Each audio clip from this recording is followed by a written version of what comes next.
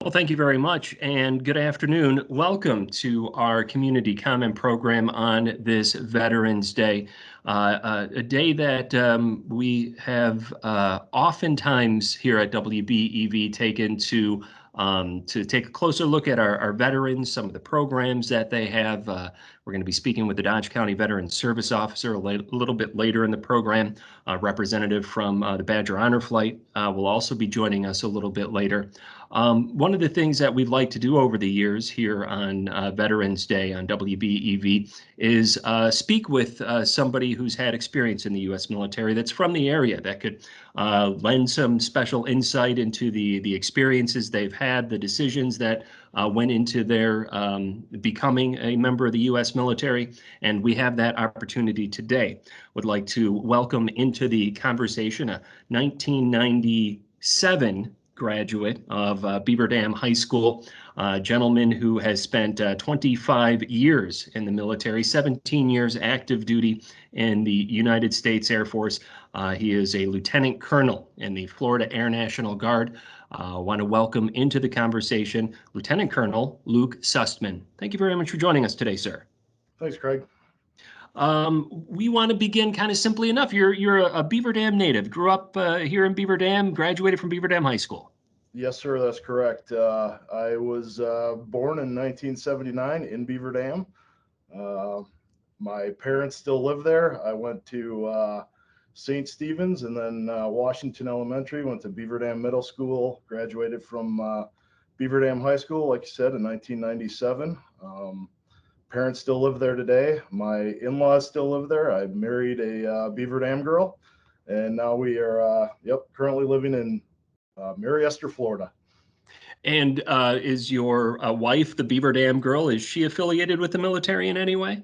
More than she likes to be. No, she is not affiliated. She is a teacher at one of the local schools here. And nope, she's had not enough of it, but she's spent enough time with me living the life. Yeah. You've been around. We're going to get into some of the details of your travels over the years and some of the things that you've had an opportunity to do in the military and defending our wonderful country. But let's ask you first about that decision to join the Air Force out of high school. Put us in your shoes, if you would. When did you first start thinking of the U.S. military? Well, my grandfather was in the U.S. Marine Corps. Didn't hear a whole lot about that growing up. I had a great uncle who was in the Army Air Corps. Heard a lot of stories coming from him. Didn't really push me into the military. My dad worked at John Deere his whole life. So not a big military background. Honestly, when we started looking at college opportunities, I was looking at USC, Arizona State, not to get away from Wisconsin, just kind of go look at something different, and ended up looking into one of the service academies. I ended up playing in a hockey tournament in Colorado and got an offer to come play, or at least attempt to play at the collegiate level. So I went out there, did my, I guess, orientation visit out there, and figured I could try and wear a uniform for a couple of years and have school paid for. So that was my initial, to get my foot in the door. Once I was there, hockey, found out I wasn't as good as I thought I was at that point, but continued on, made it through the Air Force Academy. And then as we're getting close to graduation, a lot of pilot shortages. And basically, if you were pilot qualified, they wanted a reason why you wouldn't go. I liked the idea and chose to be a pilot. So you go out to Colorado to the Air Force Academy. Is that what it is? Yes, and sir. and you're essentially able to, is all your schooling in the academy, or is there also another institution that you're being educated by at this point? No, the Air Force Academy, it's a 4-year college. Got my bachelor's degree there in environmental engineering. Um, and just like any other, there's no graduate program there, but it's a 4-year undergraduate school. So 4 years are up, and the opportunity is there to really explore this as more of a career move. Yes. So with taking on pilot training uh, upon graduation, commissioned as a second lieutenant, um, and we a service commitment we incurred uh, as going to pilot training. So required to give them back to the Air Force 10 years um, at the completion of pilot training. So put me at roughly out to 2010, 2011 with my pilot training commitment, and pretty much made up my mind to stay in the rest of my career at that point. And you haven't looked back. When did you first get an opportunity to pilot an aircraft? Would this have been in the academy or thereafter? So I, other than commercial flying, when I was going through, growing up with my parents going on vacation, no flying experience until actually after graduation. Once we graduated, actually, I take that back. One time, one of the summer programs, I went up to Anchorage, Alaska, and went on the rode in the backseat of an F-15 for a little bit. It was quite the adventure. I got to do that, and figured that's a lot better than flying the desk at that point. So the back seat, that means your Goose and Maverick is up front. That is correct. Does a kid see a movie like Top Gun, and does that have an influence in any way in when you're thinking about stuff like this? Absolutely. I mean, I remember seeing Top Gun for the first time. I think it was still in the movie theaters. Yeah.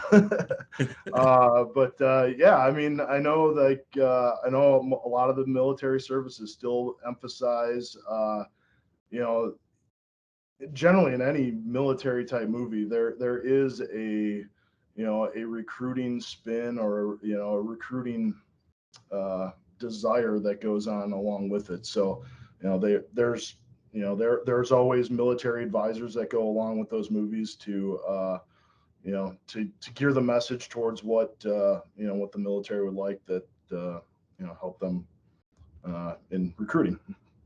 What were you able to do in that F-15 that first time you were able to ride in? Well, what does a backseat passenger in an F-15 do from a piloting perspective? Try not to throw up. No, that was my first ride. I don't honestly didn't know what to expect. I think it was about an hour ride, and it felt may have been about 30 seconds long. I had no situational awareness as to what was going on.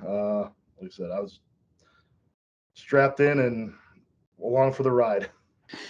And what is the ride for? Is the ride to put a graduate of the academy into a flight to see essentially how they react, and if this is something where they might be able to develop their skill set further? Uh, Not necessarily to develop it. I mean, more of an exposure um, to, again, it's they're trying to bolster that desire to fly. It was more of, I guess, an incentive ride would be the way to describe it. There was no evaluation of me at any point other than you get to go on this ride. I enjoyed it. It'll always be a positive memory for me. But it for them, it's just a standard training line. Like we do today, we go out and we train, and sometimes we have Air Force Academy cadets or ROTC cadets from different universities that may be coming along. But generally speaking, it's just to you know, to Acclimate. yeah, to get a person in, get the next generation interested in what we're doing. But there are multiple things that somebody can do that joins the Air Force, and pilot isn't necessarily 100% of the cases, is it? Oh no, true statement. Yeah, man, I'd be lying if I said how I knew how many. We refer to them as Air Force specialty codes, both officer and enlisted. There's pilot, navigator. Everybody thinks of pilot because that's that's one of the number one things that everybody thinks of jets when they think of the Air Force. But there's special tactics officers, civil engineering officers, finance officers. There's a entire litany of different jobs in the Air Force. So if flying's not for you, there's plenty of other opportunities out there. Was flying something that you were passionate about and something that you were hoping to be able to achieve? I honestly, it was not the first thing that I wanted to do when I was in the Air Force. I actually wanted to be a special tactics officer. I was as we went on through my Air Force Academy career, getting closer to graduation, the flying aspect became a lot more interesting than really anything else. I feel like you're seeing a perspective on the world, just to take a step back here for a second, a perspective of the world that not a lot of people get to experience. Oh yeah, I've been around the world a number of times. I've been Europe, South America, Central America, Southwest Asia, Africa. Yep, seen a lot of different cultures, a lot of different people, and had a great time doing it all. So, how long does it take once you're out of the academy, you start to get these experiences of flying? What is the training process like? How long is that? How often are you in the back seat, and when do you finally get to sit in the front seat and be Maverick? Well, honestly, depends on what you fly. So when I went through the 2001 ish, when I started pilot training, you're immediately, the trainer I went through, you're right and left seat. So it's about 6 months to get through the initial flight training, and then you go to specialized graduate training, and then it's essentially a track select, they call it, where you can decide or the Air Force will help you decide what your career is going to be based off of your aptitude from the first half. So if it's flying heavies like the C-17 or C-5, or going the fighter bomber track and flying F-15s or F-22s or F-35s, or even up to like the B-52, B-1 aircraft like that. When I went through, there was a C-130 track where you could go essentially fly Navy turboprops for a couple months, and then went to C-130 school, and then also helicopters. So up in Alabama, there's a helicopter school that all Air Force helicopter pilots go through before they go out to the fleet. Once you finish that, so that's about a year process altogether. Once you're complete with that, at least on the active duty side, you get a airframe and a base, and then you go through their formal training unit. And so for like CV-22s, for example, you'll go basic flying for the V-22, and then all the tactical mission stuff is at what we refer to as a schoolhouse. So at Kirtland Air Force Base, they'll go through in Albuquerque, New Mexico. So they're scattered all over the country depending on what airframes you fly. But all in all, from start to finish, you're looking at somewhere between 18 months and 2 years to get, and then from beginning of pilot training to fully qualified in what we refer to as a MWS, or major weapons system. So, Do you feel that the U.S. military paired you with the correct aircraft? The CV-22, the Ospreys. That's what you've been flying this whole time. Is that what you wanted? So I actually did not start out with the CV-22. When it came in about 2005 is when we started. They started testing on it, at least in the Air Force side of the house. The Marine Corps had it before then, but I actually started out. I flew the C-130, actually a special operations version of it. So I flew the MC-130E.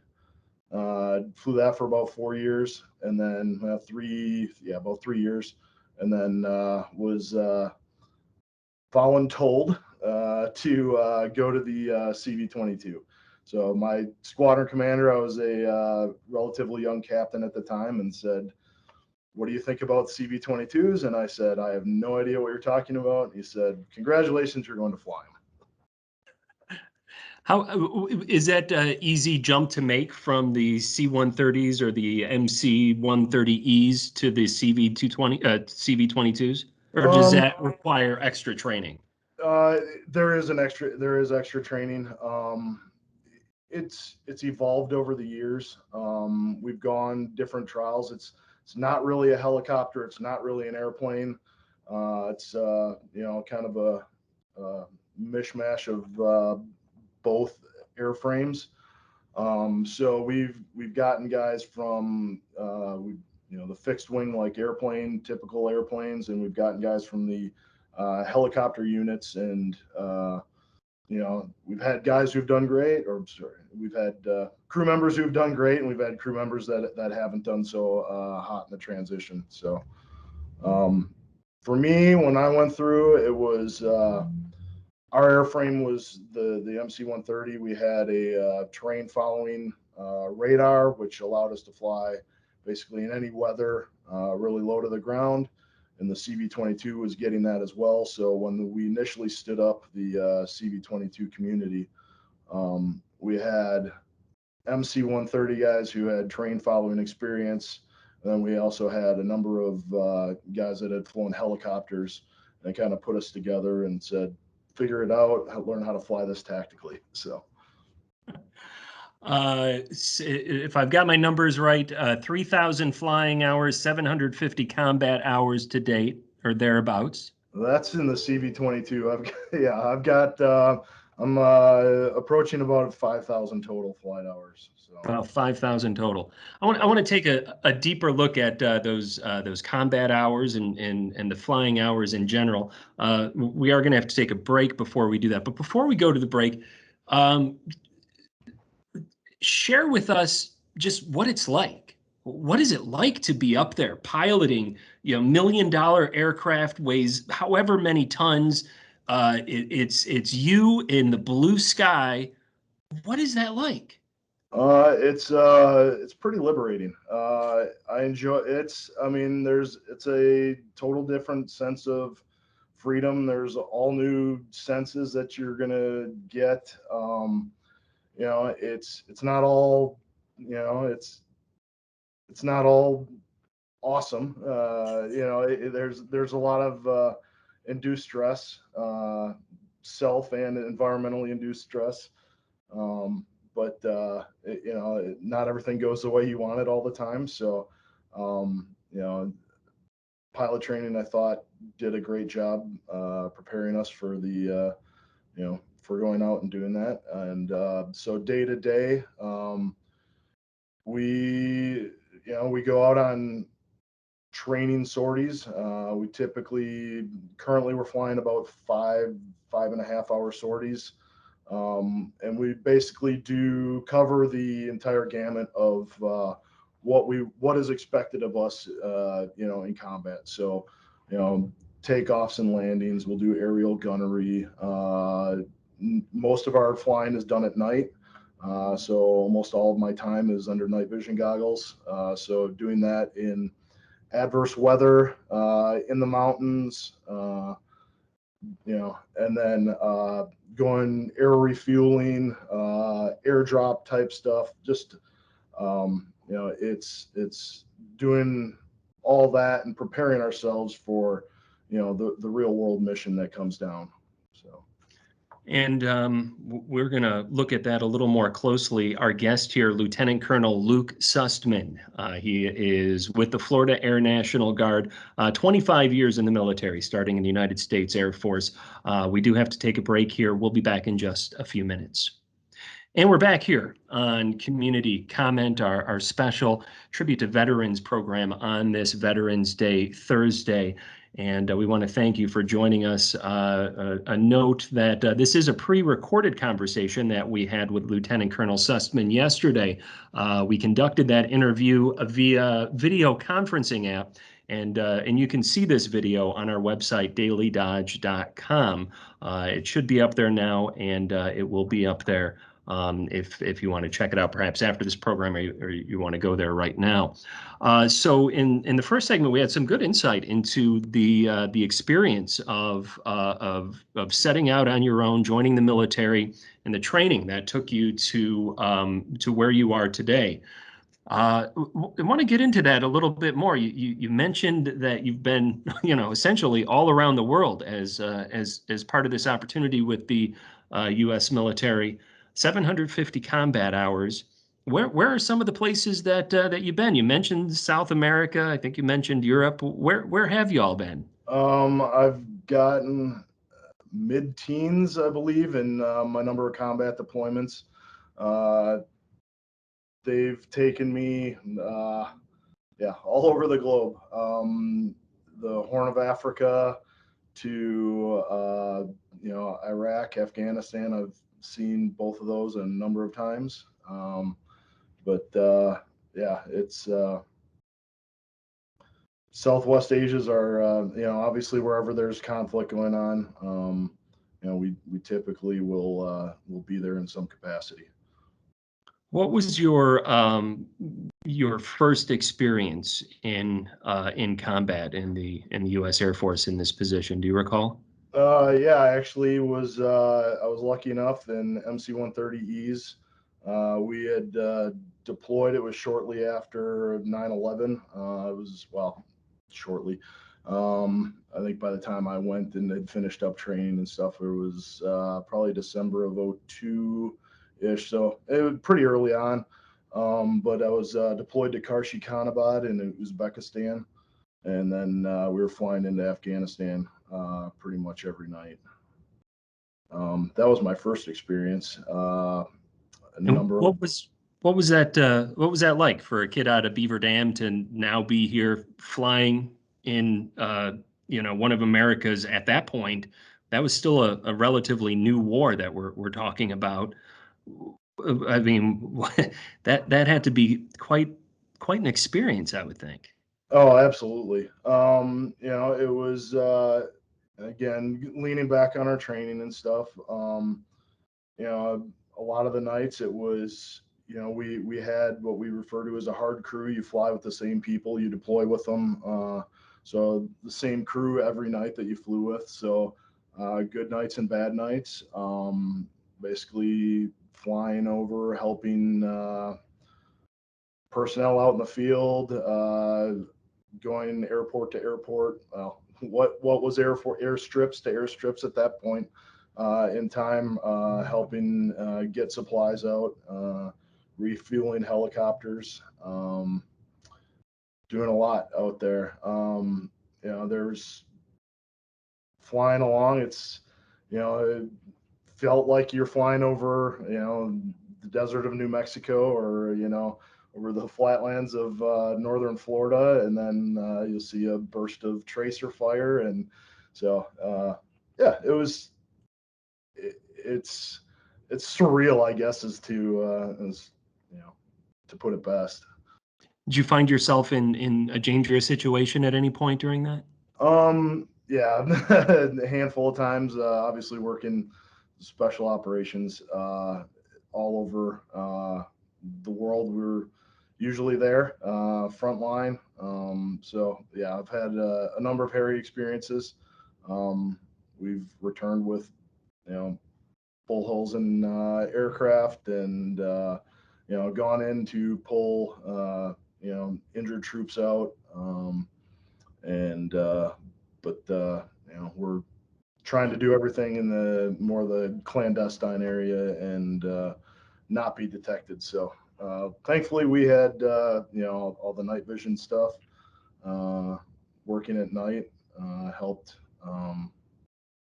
you know kind of lower that risk, and that's always what we're trying to do, is put the advantage in our hands.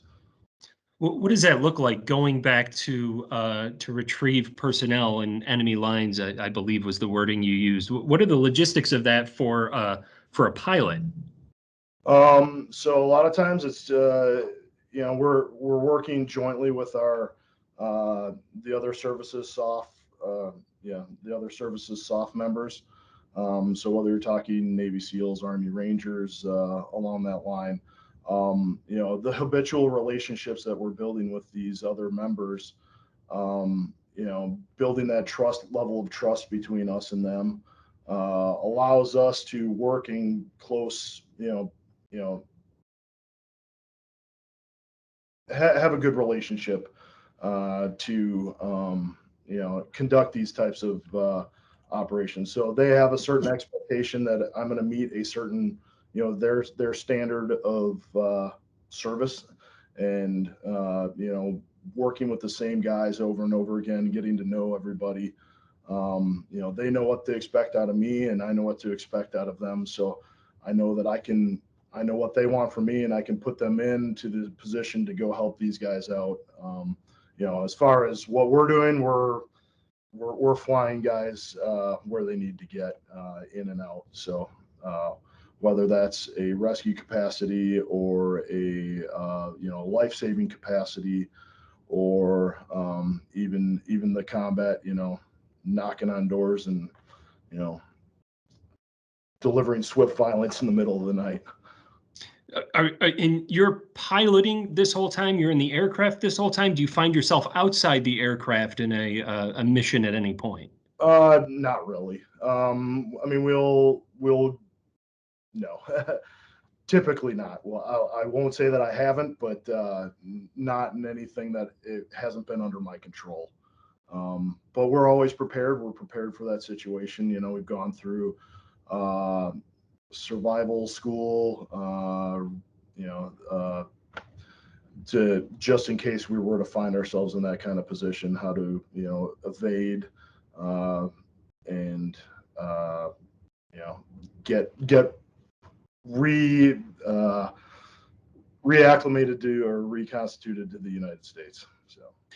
How long do some of these missions last that you might have taken during the Gulf Wars? So a lot of them, they're typically just one night. We'll go out. Yeah, it's typically one night.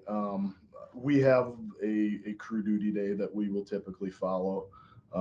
So we're planning on not going out for multiple, more than a few hours at a time. This is going to be kind of a weird question, but I can't help but wonder if there's not a misconception with terminology in America when you see video games like Special Ops, or something like that, PsyOps, and you hear about that. What does that actually mean in a military sense? Not the video game, obviously, but what is special operations? I mean, is that air refueling, airdrops? Is it this wide variety of different things? Is it more combat oriented?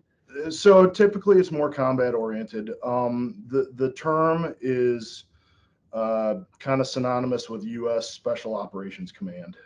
So uh, you've got your services. So you've got the Air Force, Navy, Marine Corps, and Army. Each of them have their own, they have different branches. So the Air Force has Air Combat Command, which all the majority of their fighters fall under. The Strategic Air Command, they, bombers, space type stuff. Air Force Special Operations. So we, as Air Force members, or in my case, Florida Air National Guard members, we are the Air Force's Special Operations component. So AC-130 gunships, C-130 or MC-130s, CV-22s, along with our special tactics partners. So you've got pararescue and combat controllers. That is what the Air Force brings to this. In the Navy, you have Navy SEALs and special boat units. Army has their 160th Special Operations Aviation Regiment, and they've got Army Rangers and what people are probably familiar with as Green Berets. And then Marines are pretty new to the SOCOM construct. They have what they call MARSOC, Marine Special Operations Command. And so after the Desert One, the Iranian hostage rescue in 1980, that was a failed mission. A lot of lessons came out, and that was the birth of essentially US SOCOM at that point. So to conduct these missions, each service has a different specialty, but a lot of times you need to combine those. So with the combination of all those branches underneath US SOCOM, we're able to work in a joint environment, and so we can standardize our training, and we see these same people over and over, and we build these habitual relationships that we can go out and conduct these types of missions, which are along the non-standard realm, rather than dropping bombs or air to air, or shooting artillery, or it's specialized. So we move around a lot. We see the same people over and over again, and yeah, it allows us to work at that. And on a good day, you're able to bring some of your fellow Americans back home, maybe some that have been in harm's way. There's been rescue operations that have been successful in your life. Yes, sir. We've, and not just Americans. I've been able to save coalition forces as well.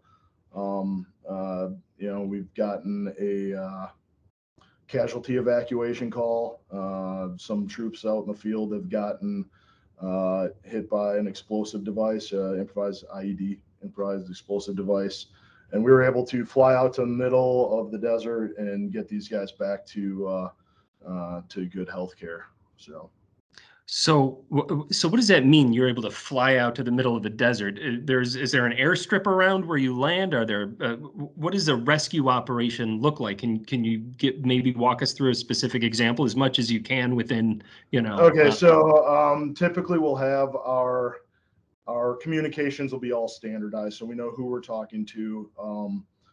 We will get a notification of so a lot of times we'll have a lot of this pre-planned, other than a location, but basically what steps we need to go through to accomplish this. But essentially it would involve doing a risk analysis, talking with the rescue vehicle, which in that case would be the CV-22, and then like the rescue forces, or so whether it's again Navy SEALs or Army Rangers or pararescue guys. We'll take a look at the environment. So we get the notification, hey, we want you to go here, and these guys just got injured. So we'll look at what the enemy force looks like, what other supporting assets we may need in that situation, and then we'll look at how far is it, how much gas do I need to get there, do I need another asset to refuel us to get there, and then decide, get approved, and we'll launch. So it could be as quick as like 15-20 minutes. It could be let the situation develop and see what that looks like. But the rest of the crew is getting the aircraft ready. I'm deciding what we need to do, talking with the team that's actually going to be executing the pickup. And then, stepping out and basically flying there. And then the luxury of the CV-22 is we can fly about as fast as a C-130, but I can land like a helicopter. So I can land out in the field. So again, I don't need an airstrip or anything. So we'll look at the area where we're going to land. We go in and we can land like a helicopter, load the patients up or whatever we happen to be picking up in that situation and take them where they need to be. And that's a good day, being able to come back with your coalition forces, with your fellow Americans, whatever that may be.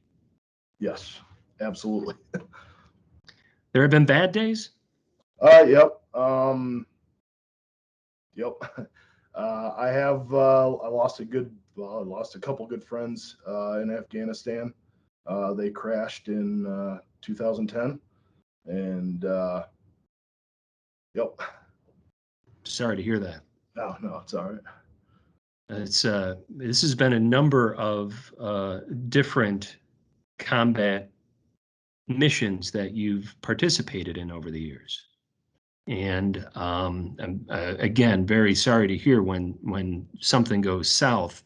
What opportunities, what resources are available in the military when there is a situation that does not go as intended? Is there a debriefing opportunity? What does that look like? Yeah, so every unit, every base, they should have the mental health resources available. There's chaplain, psychologists available. My unit I've got a mental health specialist that's attached to our unit, and her job is to, talk to us about whatever we want, really. In today's day and age with mental health being on the forefront, there's always that. So we try and prep the families and stuff, the members having all their affairs in line for, to help take care of their families, to make sure anything in the event that does happen, to make that transition. But there's a lot of additional resources out there. So there's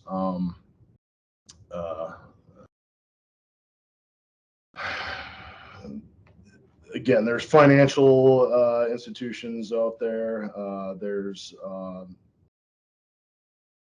one that I particularly enjoy is Special Operations Warrior Foundation. They take care of families, putting kids. So my friend who passed away, they put both of his kids through college at no cost. So but there's a lot of good resources out there. So Special Operations Warrior Foundation. Yes, sir. It's I believe their website, specialoperations.net. And this is a nonprofit that our listeners could make a donation to if they wanted to. Yes, sir. And the type of things that it's a .org. .org, specialoperations.org. Yeah, and we'll make sure that we include this with all of our with all of our programming that we're running. But that is good to hear that there's somebody, an organization like that you can count on, and other members of the military can count on in the event of an unfortunate incident. Special Operations Warrior Foundation. Tell us about your most recent combat mission, if you would. My very last combat mission was I had the luxury. I'm getting a little long in the tooth, so they typically don't allow us to go out on very many combat flying deployments anymore. More in the leadership role out there, but I was able to convince a group of people that they should let me go out for one more time. So I believe it was July of 2019 through December of 19 was my last deployment, and I flew my last combat mission on Thanksgiving night. We went out and we performed my mission. I was able to have a number of good friends who were on the ground force.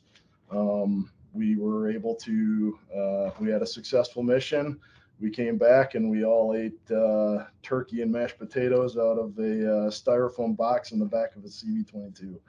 So we landed and parked, and then I got my obligatory American flag picture with me and the team at the back of the plane. So it was, that's one I'll never forget, just because, well, a lot of close friends on that one that I'd, served with over the last, over the last 20 years with my own crew and the ground force that was with us. So.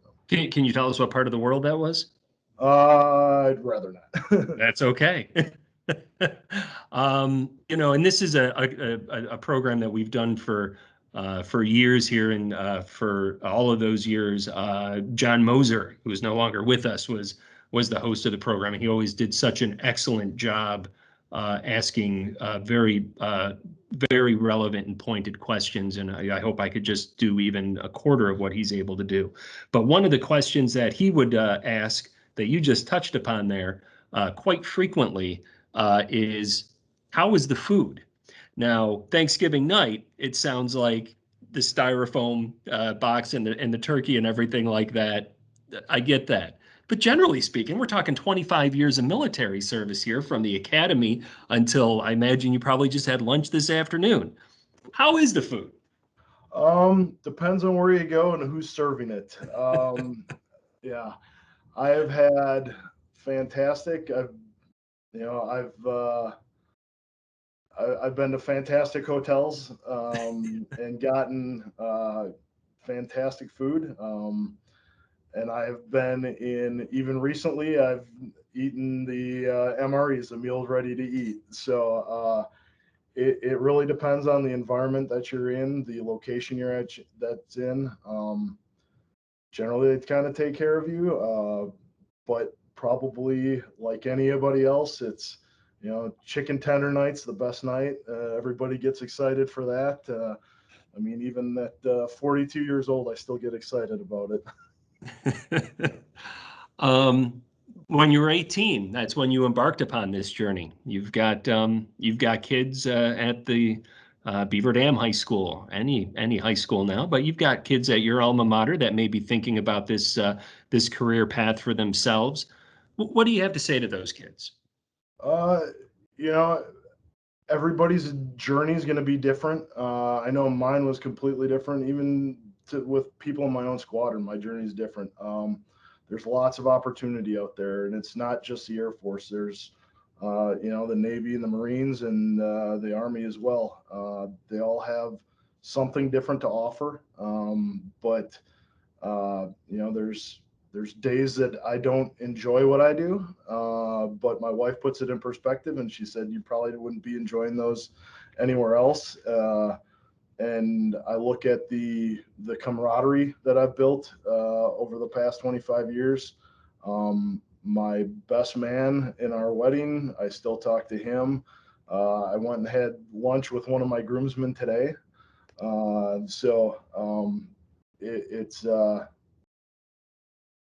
It was a very, very rewarding, rewarding career. I would not deter anybody from going and doing it. I enjoyed most of it. We'll say that. Is there a day that sticks out more than other days? An event, a time, situation? The days kind of blend together. The years fly by. That some of the days just drag on, but before I remember my solo flight in the T-37. I remember my first combat mission. I remember I remember carrying my buddy's coffin. It's been an awesome career. Again, I wouldn't trade a day for it. trade a day away. What are you doing now? What role do you have? Do you get to fly today? So I am the commander of my squadron. It is taken me away from the cockpit more than I choose. I still the scheduling shop still lets me fly probably every once a week. I get to fly. Other than that, it's either fly, sim, or doing paperwork. We're on the road a lot, so we're generally going where the team, the ground force is, and building those relationships that we talked about earlier. Again, now my job is teaching the next generation coming up. So, I'm teaching the guys who are now teaching the new guys. So, but they still let me fly once in a while. So not nearly as much as I want to, but still having a good time. Finally today, what's your message to your hometown of Beaver Dam and those folks that are listening and or watching today? I'm very proud of where I came from. It's good people there. My dad's still there. Dad, thanks for helping this together. Thanks, Chuck. My in-laws are still there. Don't miss an opportunity. Don't be afraid to go after something you want. It's a short trip. 20 years has flown by. 25 years, almost 25 years has flown by. Like I said, I remember the day I got off the bus at the Air Force Academy. So seems like yesterday. So don't take your opportunities for granted. It's cherish all the opportunities or all the adventures. Well, I'd like to thank you for this opportunity to speak with you. It truly has been an adventure on my part, and I really do look forward to the opportunity to do this again. And maybe I'll get to be Goose to your Maverick one day, and when you fly the Osprey to Beaver Dam from Florida, I'll be looking forward to that. Thanks, Craig.